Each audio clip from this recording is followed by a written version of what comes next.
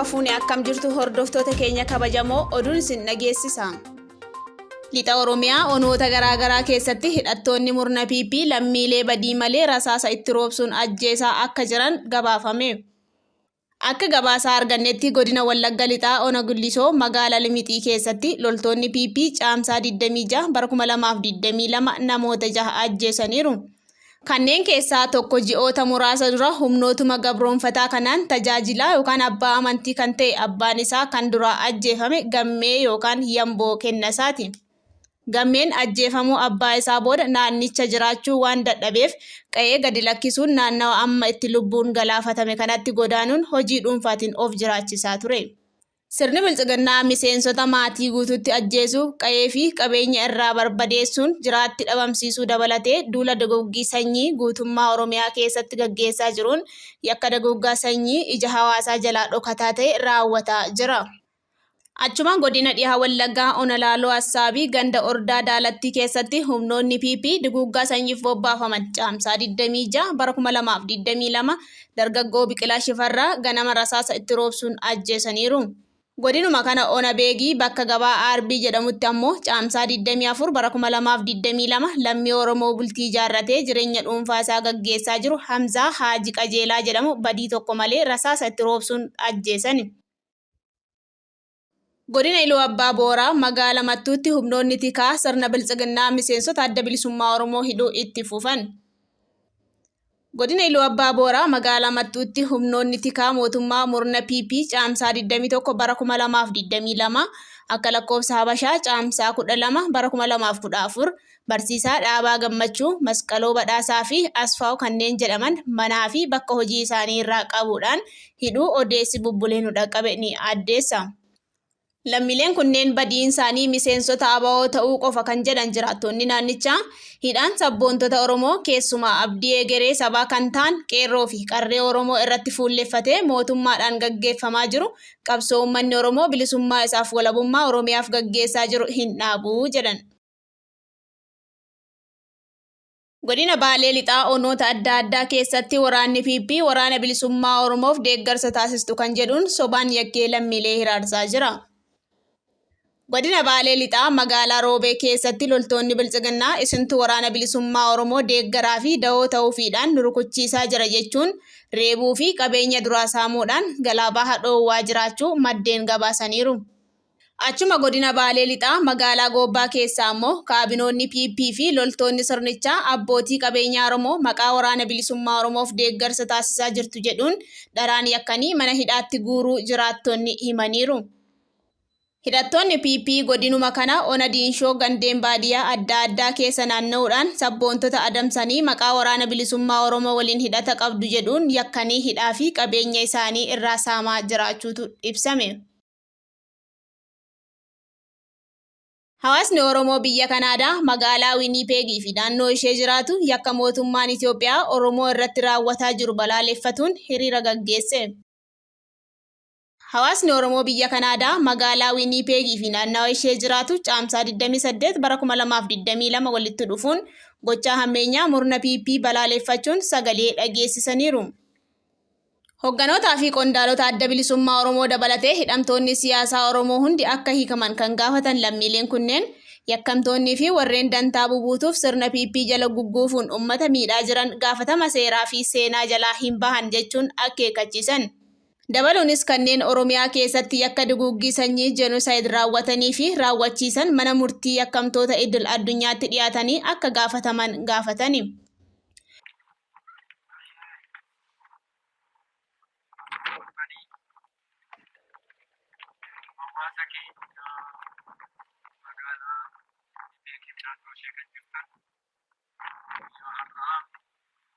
Adoodii uummata keenyaaf qabdan irraa kaatanii rakkoo saba keenya irra gahaa jiru hubattanii waamicha keenya dhageessanii warra sitti argamtan bara nagaan dhuftanii anaa kunis hin jedha.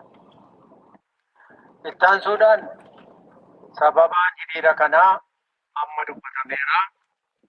Yeroo ammaa kana keessumatti har'a Oromiyaan maal keessa jirti? Akkamitti bultee ooltu? Sabni keenya, abbaan keenya, haati keenya, obbolaan keenya maal keessa bulanii oolaa jiru laata kan jedhu wal yaadachiisuutu barbaachisaa ta'a. Dhugaadha hin dhageenya miidiyaa adda addaatiin, dhugaadha hin argina miidiyaa adda addaatiin gochaan Oromiyaa keessatti ta'aa jiru gochaa gootaa kan jechaan dubbatamee gara darbamu qofaati. Uummanni keenya guyyaa cunqursaa jalatti ofirraa jalqabee bifa adda addaatiin qabsoo deemsisaa ture.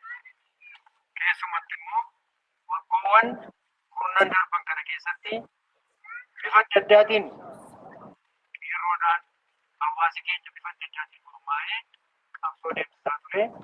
Mootummaa dhibbi ardeeffisa tokkoffaa rakkoo uummata keenya harka muree qaama hir'isee isa kaan mana hidhaatti fitee isa kaan keessatti ajjeesaa ture. Rabbi isaatti kadhataa, waaqa isaatti kadhataa, qabsoo godhaa, ijoollee ilmaan isaa itti gabbaree yeroo kana aangoorra ari'a. Uummanni keenya addana keessa jirtan baay'ee keessan sababa hojiitiin sababa tokko tokkoof kan hin argamne kan nu quba qabnu jira. Warri argamtan galatooma saba keessanii warri birmatan galatooma. Lafa abbaa keessanii qabeenya abbaa keessanii harkaan fudhachuu dandeessan. Waan xiqqoo qunxuranii isinii kennuudhaaf isaan yaadan sanaa goomtanii warri ololooftanii fi waan adda addaa gootan irraa of eeggataa. Hin beeknas wal beeknas.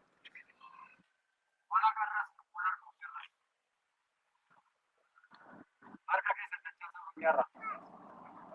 Dhaabbadhaa. Warra asitti dhuftan immoo isin warra injifattan, isin warra saba keessanii dhaabachuu kutatan wanta ta'eef warra akkasiitti gurra kenninaa, sagalee kenninaa. Biyya dhaabbatanii amantiidhaan gosa biyya keenya daawwachuudhaan guyyaa guyyaatti waan isaan hojjetantu jira. Miidiyaadhaan waan isaan godhantu jira. Kanaaf gurra kenninaa. Kanaaf hin goominaa. Qabeenya harka keenyaan fudhachuudhaan dandeenyu kan abbaa keenya qunxurrii isaa qunxuranii nuu kennuudhaaf hin goominaa. Qabeenyi kan keenya kan Oromooti. Harcaatu isaan nuu kennaniin hin goominaa. Mandara keessa naanna'anii warra odeessantu jira. Miidiyaarra dhaabatanii warra odeessantu jira. Kanaan hin goominaa. Kanaan of hin sobinaa. Saba keessan hin gurgurinaa. Uummata keessanitti dhangala'inaa. Haqa keessanitti abbaa keessatti dhumaa jiru dhangala'inaa. Adaraan isiniin jedhama. Kanaaf warra asitti argamtanii guyyaa sagalee keessan dhageessisuudhaan galatoomaa hin injifannaa. Hawaasi keenya haftanis dhagaatii dhimma uummata keenyaa maal goonu sagalee qofaa dhageessifnee deemna tuun ta'in beelee jira uummanni keenya, dheebotee jira uummanni keenya, daaree jira ijoolleen keenya. Waan uffatan dhabanii jiru.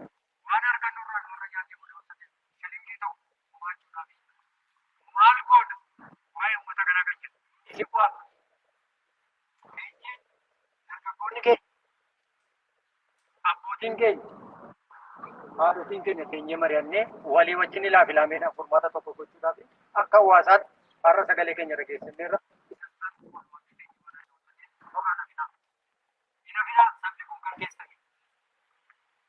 Inafina uummanni kun kan keenya. Hin gaabbilaa bor. Waggoowwan 20 darban garasii keessatti wayyaaneen hin kufti jedhee nama yaadeen jiru. Sekuritiin isaan harka ture, waraanni isaan harka ture, dippiloomaasii addunyaa isaan harka ture. Namnuu shakkii qabaa ture. Garuu qeerroon meeshaa malee dura dhaabatee aangoorraa fonqolcheetii biyyatti isaan galche. Kan warra kanaa immoo yeroo isaa gabaabaa. Baay'ee dheeraa miti. Baay'ee dheeraa miti. Namni nama ajjeesu harkaan ofiitiin dhiiga dhiqatee dhiigii uummatichaan iyya wanta ta'eef aangoo kanarra taa'ee bulee uummata kanatti fufee bulcha jedhee yaaduu hin danda'u. Hoogganoota adda bilisummaa Oromoo kaleessa qabsoo kana siingaan mana hidhaatti naqanii qondaaltota adda bilisummaa Oromoo kan biraa mana hidhaatti naqanii yeroo barbaadan galaanitti poolisiitti yeroo barbaadan buraayyuutti geessanii akka qabeenya abbaa isaanii godhanii yeroo barbaadan bakka barbaadanitti jijjiiranii ittiin taphatanii jiraanneetti humna jechuun hin danda'amu. Hin danda'amu. maalitti fakkaateera. Hin danda'amu mootummaa kanaaf dhaamsi nu dabarsinu akka kanarraa qabsoo kana singa'u irratti qoodi hooggantoota adda bilisummaa Oromoo qoosaan turre. Masaanuu keessan godhattanii isaaniin warri diriirsaa jirtan dhaabbadhaa. Akkam ooltan jara keenya. Salaamu alaikum. Takkanaati gaawwanni har'aan tanaasi walitti qabamneef akka ilmaan Oromootti wallaalchan qabu namoonni beeyna. Xiqqaannuus guddannuus hanga dandeenyutti kutaa keenya kutaa kanaa daawwiin hin beekirratti namni hangi walitti dhufee ugee aadaa maaliif wanni kun waan saba keenyaaf gabbaane gartee namni keenya dhumaa jira. Lubbuu isaanii meeyoituu kannaa jiranii nuti gartee afaan keenyaan dubbannee saba keenyaaf gargaarsa ta'uu hin dadhabnu akka dandeenyu walitti dhufneeti. Har'a yeroon ta durii hin gargaari. Taru durii boonyaa tabara akaakuu abbaa keenyaatiif bu'aa turre garuu tasanirra hamtuuraatiitu nutti dhufe keenya walirra laaluu hin qabnu. Isaan bira jiraannee qaamaan isaanii wajjin hin qooddannu. Ammoo nuti akka dandeenyutti qabeenya keenya kanneen sagalee keenya baafnee yoo isaaniif irree taane waan guddoodha jedheeti yaada. Wanni har'aasi wal qabamneef namuufuu beekamaadha. Sabni keenya dhumaa jira. Waraana keenya irra bobba'anii waraanni kun waraana saba Oromoodhaati. Waraana nam tokkooti miti. Shanee finna jedhanii bobba'an. Shanee isaan haasawan sargaa I don't know. Shanee nuti beeknu hin beeknu nuti ilmaan Oromoodhaati kan beeknu. Waraana adda bilisummaa Oromoodhaati kan nuti beeknu. Kan isaan gartee maqaan taane maqaa daabboodhaa gartee maqaa miidiyaa boqqolloodhaatii fi miidiyaa daabboodhaa kanneenii fi irra bobba'an. Namni wanni taane galabaan taane. Waraana jechuun waraana inni sibiddaan deema abiyyiin sibiddaan deema gartee wanni inni kayyaa irraan sana baatii takka keessatti hin xumura midhaan boqqolloo qofaa fi gartee boqqolloon tun baatii takka inni bilchaatti yookaan baatii lama inni bilchaatti jedhanii yeroo kannaniif malee waraana gartee gisee okta akka torbaan lamatti hin balleessaa okta akka torbaan baatiitti hin balleessaa jeetti kannu kana waraana sanuu hin beekne osoo beekee silaa guyyaa utti hin qabatu baatii utti hin qabatu. Waraana Oromoo miliyoona 50 dhaabbate waraanni adda bilisummaa Oromoodha. Hindumu ni finna malee hindumnu isaan uummata keenya irraa deebanii uummata fixaa jiran. Hindumu waraanni keenya yoomiyyuu hindumu abiyyiin kursiin gartee kursii warri kursii isa jala qabuudhaaf haati Oromoodha. Ta dhugatti Oromummaadhaaf hadooddee dhalte. Ta ilma isii abiyyii waraanaaf kannitee fi ajjeestu. Obboleeyyan lama wal fichisiisu jirtu. Ifiif sheenaa mochi. Guyyaan kun ni dabra. Guyyaan ni dabra akkatti nafu. Yookaan sagalee teenya dhageen taate gartee warri biyya keessa jiruus yoo dhugumatti Oromoodhaaf hadooddee Oromoon bakka qabdi ilma isii kennuufeeti waraana adda bilisummaa Oromootiif haa kennitu. Gartee seenarra galmaa'eeti yoo turellee saba isaatiin wareegame guyyaa badii hin qabne galmee dhugaa gubba galmaa'u. Taammoo abiyyiidhaa kennite akkuma gartee raammoo sagaraa keessa tuutuuti. Takkittii tana haa galtuu fi haadha Oromoota biyya jirtuufi yoo dhugatti haadha tayaatee gartee dhukkubsattee ilma dardaraa irraan tana haadha jalaa fuudhanii ajjeesattee eeggachoo kalaastanii agartan taate ilmoo amata 12 waraanni abiyyiidhaa ajjeesee bira dabre yoo kun nutti hin dhageenye Oromoo wanni nu dhagahamu hin jirtu haati Oromoota biyya jirtu sagalee teenya yoo dhageesse ifaa barattu duratti bakka yaalee dhayinu hin qabu dardarri keenya jaan ni qaban har'a bosona Oromiyaa keessa abaawoon akka jirtu bosona Oromiyaa keessa jirtu. Akka deeteen deemanii dhaqanii abaawootti hidhamuu danda'an. Bakka hin taanetti lubbuu dardara keenyaa qisaas hin godhin. Bakka hin taanetti lubbuun isaanii hin kufin. Bakka dhugaadhaa bakka boru itti gammachuu gartee galmee seenaa gubbaa galmooy duratti haa wareegamu ilmi siidhaa yoo wareegame. Kasan dabre immoo ka garaadhaa fi daabboodhaa fi kubbaayyaa shaayii takka abbee saba isaa ajjeesu. Galtuun duraanuu galtuudha jette Oromoonni guyyaan ni dhufa akka nurratti nafu inshaallah rabbi nurraa kaasa nutillee ni bilisoomna akka duris sodaa hin qabnu waraanni keenya duratti 500,000 miliyoonaan dabalame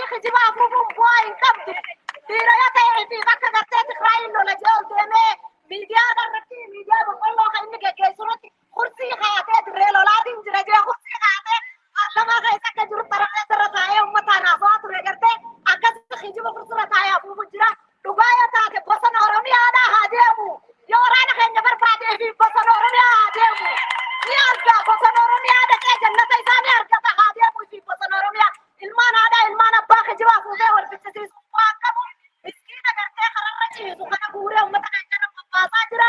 Dikaalaa gartee warra abbaa minilik sanitti geggeessee uummata keenya fannoo jedhanii fannisee isaan hambisu hambicha. Fannisee isaan hambisu. Fannoo jedhanii gartee warra duraanuu utusaan gartee biyya keenya keessa dhufe. Biyya keenya isaan akka isaan itti qabatan. Ammaalummaadhaaf dhufan jalqaba. Abbootii keenya irraa akka dhageenyatti qofoo qumxaa jilbarra muratanii midhaan uummata keenyaa qotuudhaaf dhufaniiti biyya keenyatti maleksanii biyya keenyatti hafan. Nuti hin beeknu kanaas rabbi nurraa haa buqqisuu ni buqqaani. Inshaallah akka ammaan tana cunqurfamne kanatti hin hafnu akka humne kanatti hin hafnu ni kaana wal bira haa dhaabbannu jajjabaannee gartee uummanni keenya akka malee buqqee mana barnootaa keessa dhukkuba daddabraadhaan dhufaa jira. Dhageessanii jirtan namni biyya alaa jirtan kan gurraan qabne hin jiru. Uummata keenya nama miiliyoona meeqa buqqisanii mana barnootaa keessatti shaneena balleessinaa koottaa walitti kan akka kanatti haftan isaaniif gargaarsa taatan jedhanii mana barnootaa keessa walitti qabanii dhukkuba daddabraaf saaxilamanii jiran dhukkuba gara kaasaaf saaxilamanii jiran uummanni keenya. Uummata saniif irree taanee gargaarsa taanee shilingii xiqqoo qabnu bira dhaabbannee ka bishaan bituu danda'u ka daabboo takka bituu danda'u uummata keenya fageessa irraa buqqee saniif gargaarsa haa taatu.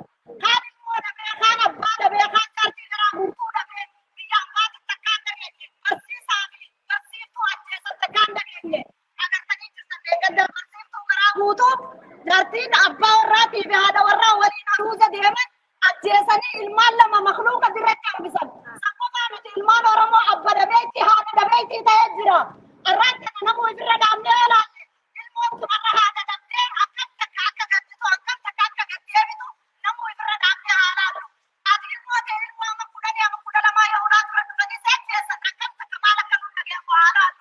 Haati achi immoo haa jirtu haadha Oromoo haadha xiyya haadha ta'eeti.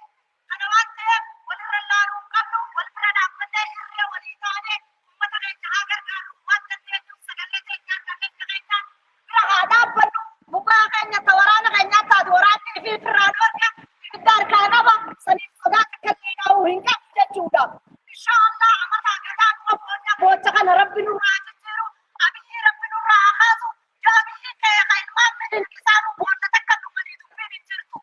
Du'a reeffa boollaa kaaseeti masaraa mootummaa keessa kaayee sodaataan jette Oromoon duratti abbaa duuba isaa jala gusareen dutte waraabessaa dhufe jee akkasiin hudduu isaa madaa ittuma namaa sodaadhaaf ilmaan miyyamini hudduu jala kaatee Oromoodhaan ajjeesisiisaa jira.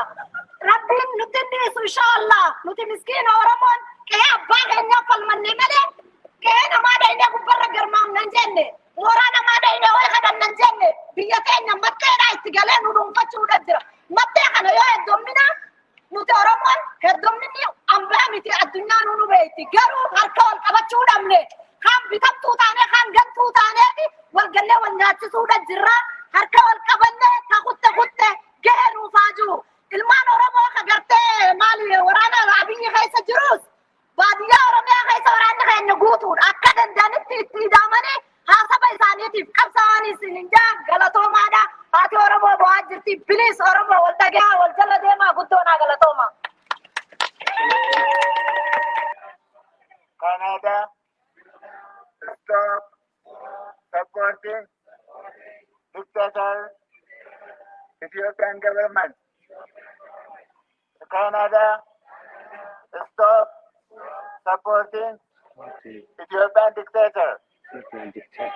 Canada, stop supporting Ethiopian dictator. Stop war against Oromo people. Stop war in Oromia. Ethiopian military out of Oromia. Ethiopian military out of Oromia. Oromo political prisoners.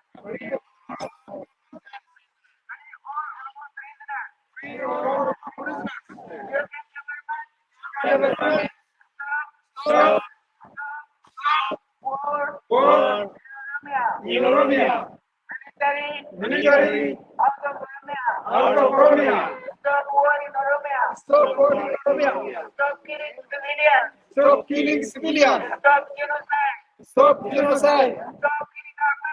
Stop killing our people. Stop killing our people.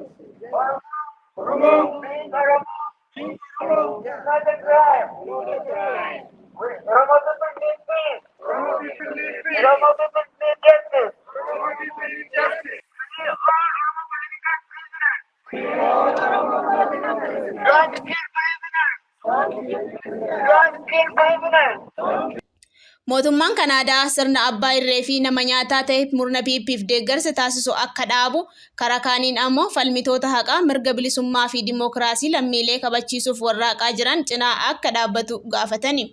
Wayita uummanni keenya duula irratti banameen dararaa ulfaataa mudataa jiru kanatti hawaasni Oromoo biyyoota hambaa keessa jiraatu sagalee isaa dhageessisuun mormii murna Abiyyiif qabu akkasumas deeggarsaa fi jaalala dhaaba isaa adda bilisummaa Oromoof qabu mul'isuu akka qabu hiriira kanarratti dhaamameera.